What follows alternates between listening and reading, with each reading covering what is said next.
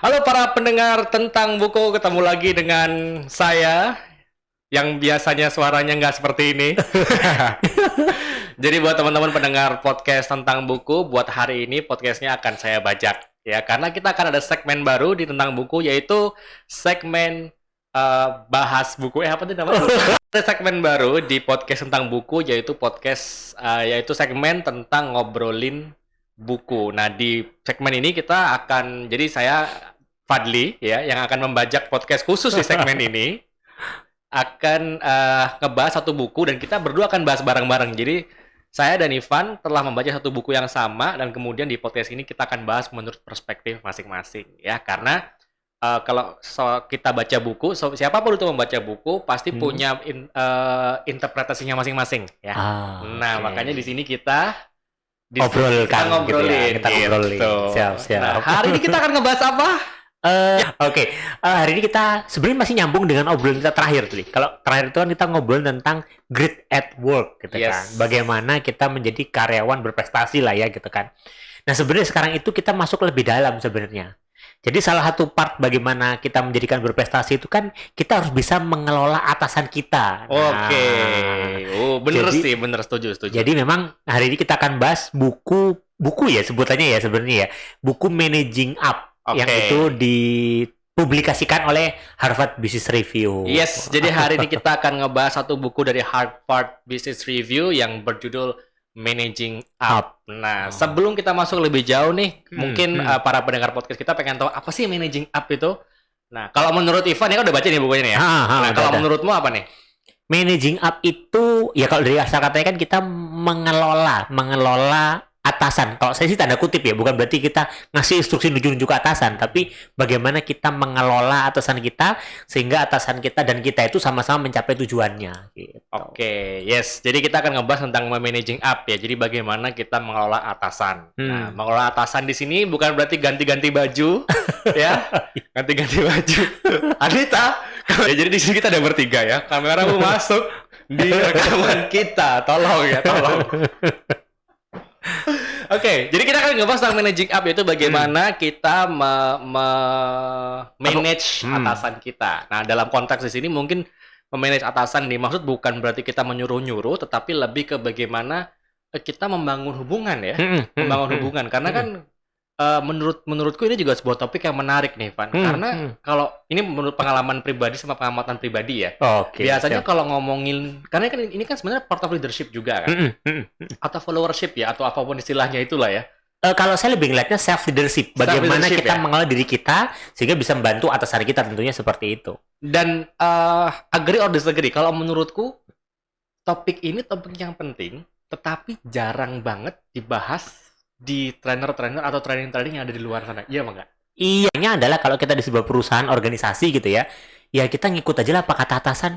Kok gaya-gaya mau mengelola atasan tuh ngapain gaya-gaya, mungkin itu. Jadi sehingga nggak menarik untuk dibahas mungkin ya. Karena masa ngajarin caranya mengarahkan atasan, nyuruh-nyuruh atasan kan gitu. Mungkin jadi ya orang jarang bahas aja sebenarnya. Padahal butuh kalau saya ngeliat ya, sebagai pengalaman saya juga. Ya, kalau menurut persepsiku gini, karena kan semua orang pasti sebelum jadi leader, pasti kan dia akan menjadi follower dulu kan. Iya, benar. Di sini kan follower dalam artian kalau dalam organisasi kan dia sebagai bawahan. Nah, sebagai bawahan itu kan dia seharusnya juga bisa berkontribusi. Karena gini, kalau aku pernah tangkap dulu ya, ketika aku pernah ikut salah satu training di company yang sebelumnya, jadi sebagai bawahan ya, sebagai karyawan di sebuah perusahaan, tugas bawahan itu sebenarnya satu kalau yang aku tangkap ya, yaitu membantu atau mensupport atasannya. Iya. Itu yang seringkali kemudian orang itu nggak paham role-nya. Nanti ada di bukunya ini kaitannya dengan role perannya. Ya mau gimana pun ketika di organisasi, ya dia itu atasan kita bawahan dia. Jadi bukan kemudian kita jadi nggak cocok nih, aku yang lebih benar. Kadang kan seperti itu. Ketika di sebuah perdebatan, bawahan itu bilang aku yang benar, dia tuh salah. Jadi salah benar. Padahal kalau kita kembali ke organisasi sendiri ya itu atasan kita. Ya memang ya kita itu membantu dia sebenarnya apapun yang kita lakukan kan sebenarnya. Betul.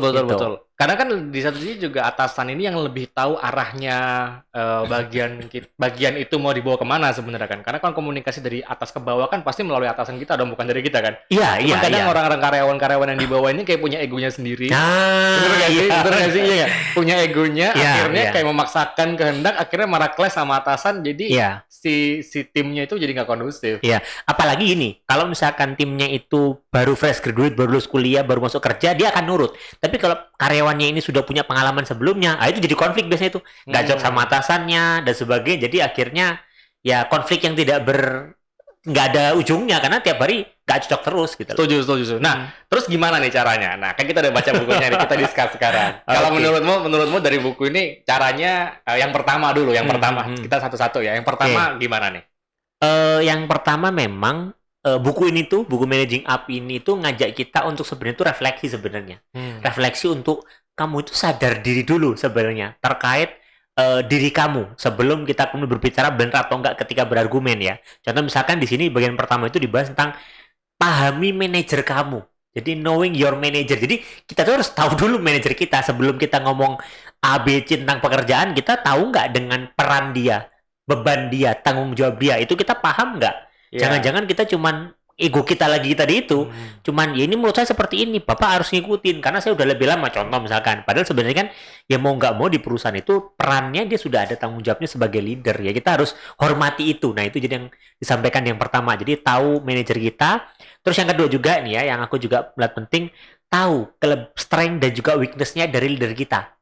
Karena kan leader kita itu ini tugas kita itu, kita ada di organisasi kan untuk membantu leader kita. Makanya ada hierarki struktur. Betul. Kalau mau lompat-lompat gitu, timnya lebih bener ya nggak usah di organisasi gitu. Tapi di organisasi kan sudah ada jelas atasan, ada manajer, ada supervisor, ada staff gitu. Maka kita harus tahu bahwa kita itu ada untuk membantu atasan kita sebenarnya. Nah, maka di buku ini tuh dibahas harus tahu setelah kita tahu role-nya, tanggung jawab kita dan leader kita juga perlu tahu dan sadar apa sih kelebihan dia dan apa kelemahan dia. Nah, sehingga kita bisa tahu tuh, kita bisa bantu. Itu kalau menurutku ya gitu. Kalau menurut Fadli gimana?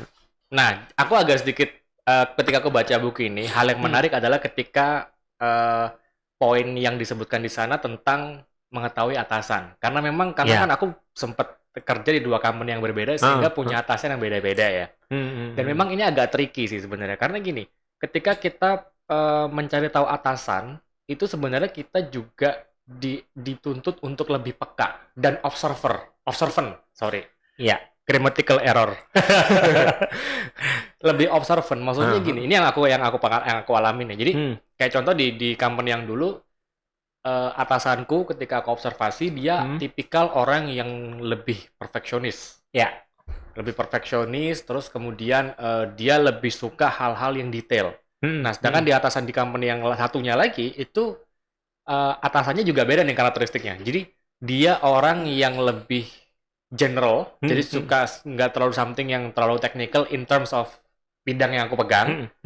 Dan di satu sisi dia orangnya nggak terlalu perfeksionis, dalam artian aku lebih dikasih banyak ruang untuk gerak lah kasarannya ketimbang di company yang sebelumnya. Sehingga di sini treatnya kita as a team member sebagai anggota tim ke atasan juga akhirnya berbeda kan, karena kita melihat 2 tipikal atasan yang berbeda. Nah di sini yang aku juga penting mungkin tambahkan juga selain tadi yang kamu sebutin adalah bahwa kita harus lebih observant, Pak. Gitu. Kalau kamu ada pengalaman nggak sih terkait hal ini? Baru aku mau bilang sebenarnya kalau dibilang baca buku ini tuh ngelihat jadi saya refleksi itu, ya. Refleksi gitu kan. Bukan pijat refleksi, tapi refleksi pemikiran gitu ya. Okay. Karena nggak banyak yang tahu bahwa saya tuh pernah jadi supervisor di perusahaan gitu kan ya. Dan dari karir saya 4 tahun lah ya, 4 tahun di satu perusahaan ya, ini nggak bisa saya sebutkan. Saya itu ganti atasan 7 kali. 7 kali. Tapi bukan berarti saya nggak perform, nggak. Karena saya di manajemen trainee ya, jadi memang itu kerjanya dipindah-pindah. Baru 6 bulan, setahun dipindah. Nah, terakhir yang 3 kali perpindahan itu karena perubahan struktur. Jadi pada saat di kantor pusat, kebetulan kantor pusat lagi transformasi, jadi atasan itu ganti-ganti terus. Dan ini nyambung dengan yang tadi Farid sampaikan. Kalau saya nggak benar-benar observasi leader saya, wah bisa habis saya itu. Karena gini, ada satu kejadian gitu ya, saya dapat email suatu pagi, saya dimutasi nih dimutasi. Terus mutasinya itu orang yang tahu itu langsung wah bahaya lu, wah pusing lu. Karena manajer yang nanti jadi atasan saya ini gitu ya. Itu adalah manajer yang di regional itu katanya paling galak. Paling galak. Paling galak. Paling Suka nyakar nggak? nggak nyakar gitu ya, tapi orangnya itu galak. Ini saya bilang dulu karena saya belum tahu juga, cuman galak dan di satu area itu disegani. Karena memang kalau udah ada masalah dengan timnya itu dia langsung akan bantu untuk ya istilahnya memberikan pressure gitu di atasan.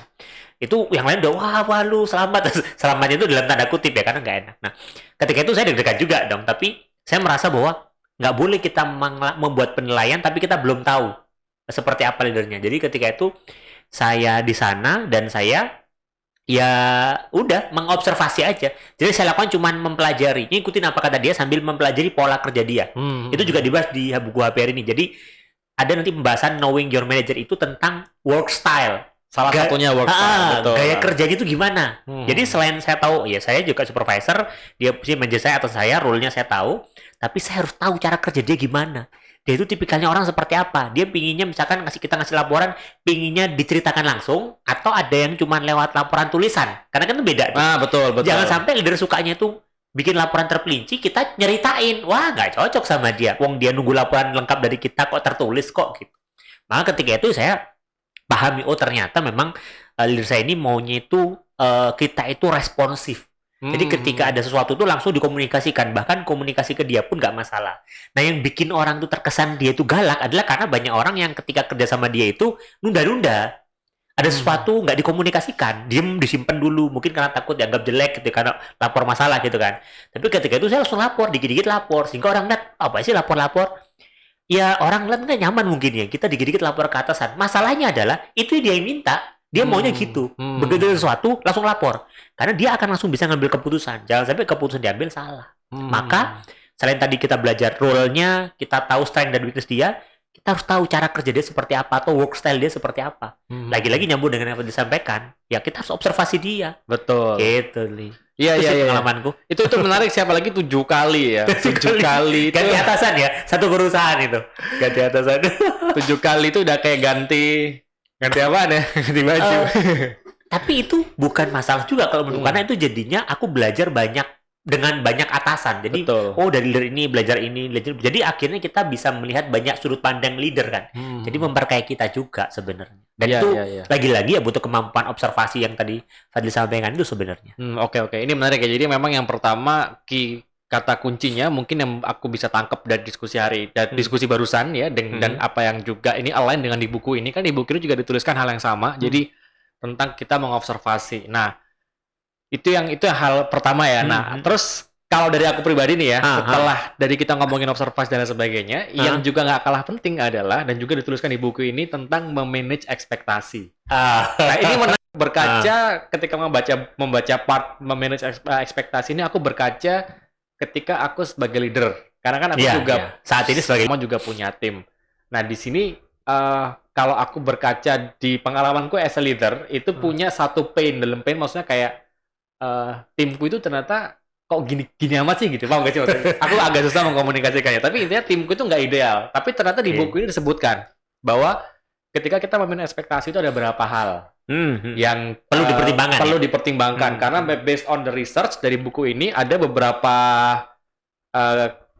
tipikal atau kesamaan kira-kira manajer atau atasan itu butuh apa sih. Nah ini beberapa contohnya mungkin salah satu yang sering aku pakai juga ketika aku ke atasan adalah as a bawahan kan kita tadi support atasan ya dan kadang itu apa yang dilakukan atasan itu juga belum tentu sepenuhnya menurut kita mungkin benar, ya kan? Sehingga di sini kita as a bawahan kita perlu kasih ide. Ya betul kan? Benar. Nah, ini juga satu hal yang mungkin ya kita semua ketika jadi bawahan, kita selain tadi Ivan juga ngomong bahwa atasan kita mungkin dia punya kelemahan. Nah, disinilah peran kita untuk memberikan ide, ya, kemudian memberikan ide, memberikan masukan dan barangkali ada diskusi di sana sehingga kita akan ada proses negosiasi yang di buku ini juga dibahas lebih lengkap lagi ya. Terkait memberikan ide nih, Van, kalau dirimu ada experience apa nih di company yang sebelumnya yang 7 kali gonta-ganti atasan itu? Terkait memberikan masukan ini menarik nih, karena pernah ada kejadian itu, satu statement dari seorang gitu ya. Tim itu harus tahu diri.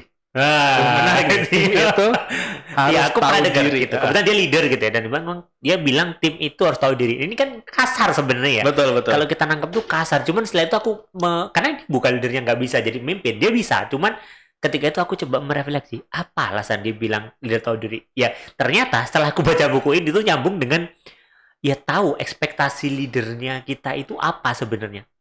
Kadang kan kita nggak tahu diri. Contoh misalkan sebagai tim ya. Contoh misalkan saya sebagai tim. Kadang ada kondisi di mana kita tuh nggak tahu diri karena kita maunya aja, semaunya aja. Kerja ya saya bisanya ini Pak. Mau apa? Terserah. Saya dibayar segini ya, saya segini ngasihnya. Banyak nggak sih kata-kata seperti itu? Jadi, betul, aku setuju. jadi kita nggak ngelihat atasan kita tuh butuh apa, ekspektasi ke kita apa. Ya kita ngerasa ya saya digaji segini, ya saya bisa ngasihnya ini. Saya bisanya ini Pak. Ya salah sendiri perusahaan nggak mendevelop saya. Ini sering juga terjadi tuh. Dikasih amanah kemudian ya perusahaan kan jadi menyalahkan orang lain. Ini tadi tim yang nggak tahu diri ini. Padahal kalau di buku ini jelas bahwa ya ketika kita masuk ke sebuah perusahaan, di sebuah organisasi, ya kita perlu tahu leader kita itu ekspektasi ke kita apa. Kalau ternyata, ini nyambung ke yang setelah itu, pembahasan setelah itu adalah setelah kita tahu ekspektasi leader kita mengelola ekspektasi kita sendiri. Kita kira-kira sanggup nggak kira-kira